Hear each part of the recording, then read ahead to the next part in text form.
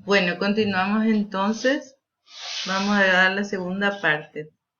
Vamos a continuar con el análisis existencial, del cual nacen los dos tipos de análisis anteriormente señalamos.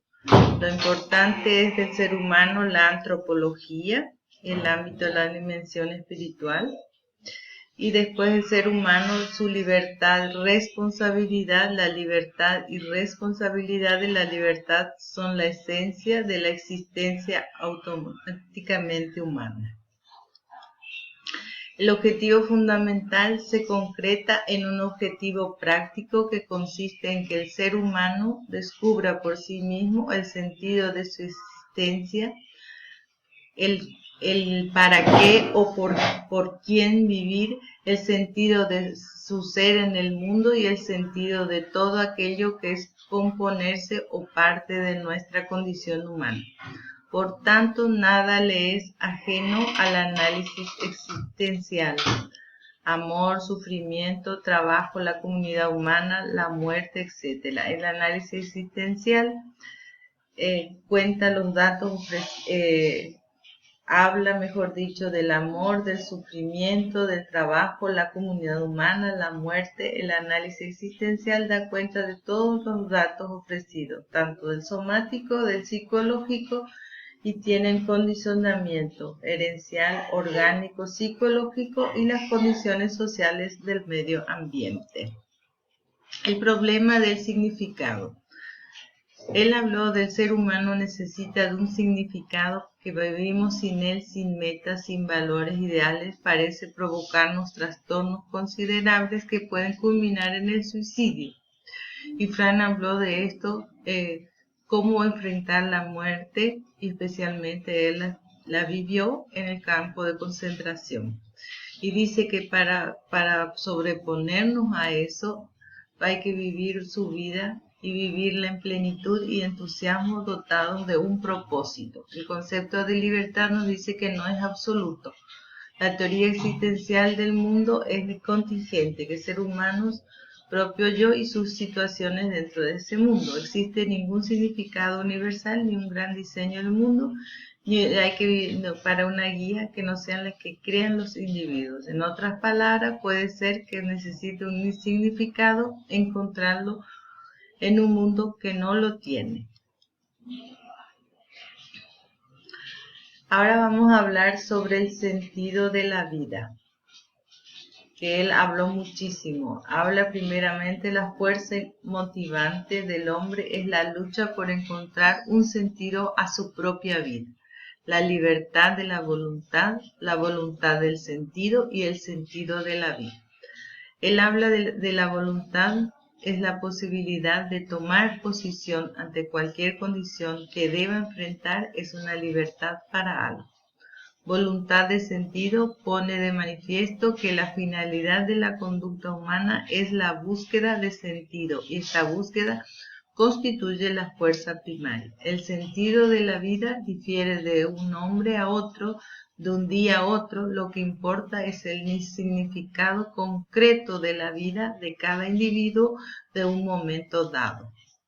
El significado de la vida y el significado es el propósito, que tienen connotaciones diferentes. El significado se refiere al sentido de la coherencia y el propósito tiene la intención de la meta si se cumple esa finalidad. No obstante, lo anterior es uso convencional, se suelen emplear indistintamente ambos términos. Ahora vamos a hablar de otro punto que él habló también, de la motivación. Habla de la diferencia del psicoanálisis y la teoría psicológica individual de Adler. Frank habla de la motivación primaria, que no es el principio de placer ni del deseo de poder, sino el deseo de significarse, de la significación, ya que esta es el que inspira más profundamente al hombre, porque es el fenómeno más humano de todos y es exclusivo de él, que viene del sufrimiento, la culpa, la muerte, sufrimiento, y que es un círculo. Bueno, existen tres caminos para encontrarle el sentido a la vida. Él habló a través de lo que le damos al mundo, la valoración de creación a través de lo que recibimos del mundo, valor de la experiencia, y por la actitud que tomemos respecto al sufrimiento, valores de actitud. El sentido de la vida no se crea, dice él, se descubre. Él habló también del trabajo y desempleo para tener sentido en la vida. Habla que la neurosis del desempleo dice que el síntoma más notable en la persona es la desempleada, es la apatía, la sensación de no servir para nada, ese vacío. Situaciones comenta que la persona se siente inútil porque está sin trabajo, piensa que el trabajo, la vida no tiene sentido. Para los neuróticos el desempleo llega a ser el alivio para todos sus fracasos y además te exime de toda responsabilidad ante los demás, a sí mismo y ante la vida. El desempleo puede ser muchas veces la consecuencia de muchas neurosis llamadas neurosis del desempleo. ¿Qué pasa? Dice, cuando no se logra la voluntad del sentido y aparece la frustración existencial, falta de sentido de la propia existencia o el afán de encontrar un sentido concreto hacia la existencia es una angustia espiritual. Ahí aparece la neurosis neógena que nace de los conflictos entre los principios morales. Tenemos que hablar de las técnicas que son lo más importantes de la técnica de la logoterápica para que el cliente ayude a dar un significado a su vida. Tenemos que hablar primero del diálogo socrático que presenta las siguientes características. La verdad no viene del exterior, sino que viene de adentro del individuo y se alcanza a través del diálogo. Se realiza una interiorización para la búsqueda de encontrar esa verdad. El diálogo, dice, no crea la verdad, sino que la revela. Esta revelación se da en un proceso de reflexión a partir de las preguntas que Sócrates propone. Sócrates busca adaptarse al interlocutor presentando un tema, un diálogo absoluto que tiene interés y está intentando encontrar por un punto de partida, un elemento que sucede de acuerdo en que suscita eso, o sea, que se crea entre ambas cosas. Para desarrollar la cuestión, antes de comenzar, se acuerda de una metodología. Al inicio dice las ideas presentadas por el entorno son generales, imperfectas. Sócrates no refuta, las niega de forma directa y procura al contrario examinarlas, perfeccionarlas progresivamente a través de las reflexiones y confrontándolas y comparando con datos de la experiencia. La psicoterapia es del paciente. Por otra parte está la intención que tiene un método inductivo, es la de separar del concepto de aquello que no le pertenece y denunciarlo en forma más precisa y clara, buscando lo que es universal en lo que tiene esencial. Como meta final busca una solución al diálogo, es decir, la cosa es definirla presentando las características que le son esenciales y la diferencia en todos los casos que son con ella. Entonces, después tenemos la desreflexión, que algunas personas presentan una atención excesiva a sus metas y a sus problemas, lo cual genera ansiedad e interfiere con la vida. Frank denominó el primer caso como hipertensión y el segundo como hiperreflexión. La técnica de la desreflexión consiste en regredir esta atención de modo adecuado y funcional.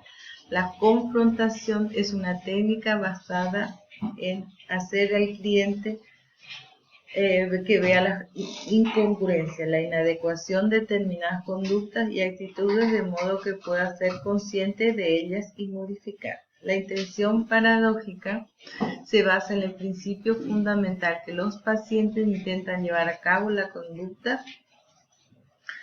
De esa manera se mantiene a sí misma y intenta una conducta que es incompatible con la ansiedad anticipatoria y por lo tanto la neutraliza. En la intención se moviliza la capacidad de autodistanciamiento acompañada del sentido del humor y de la forma directa de experimentar dicha capacidad. Está formada por el miedo patológico y provocando el síntoma para que el síntoma desaparezca. Entonces acaba con la ansiedad anticipatoria del síntoma donde se forman o ocurren los síntomas fóbicos, obsesivos y etcétera.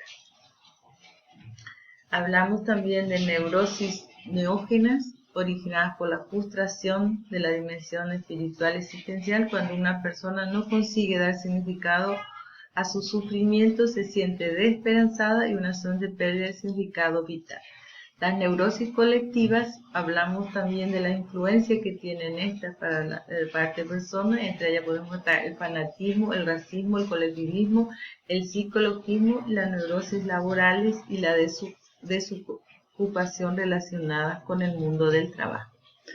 La psicosis reactiva, somatogénica y psicosomática se refiere a los factores que originan la alteración de las neurosis psicógenas. Tienen causas psicológicas como las actitudes y tienen respuestas intensas del organismo que dan síntomas psicológicos.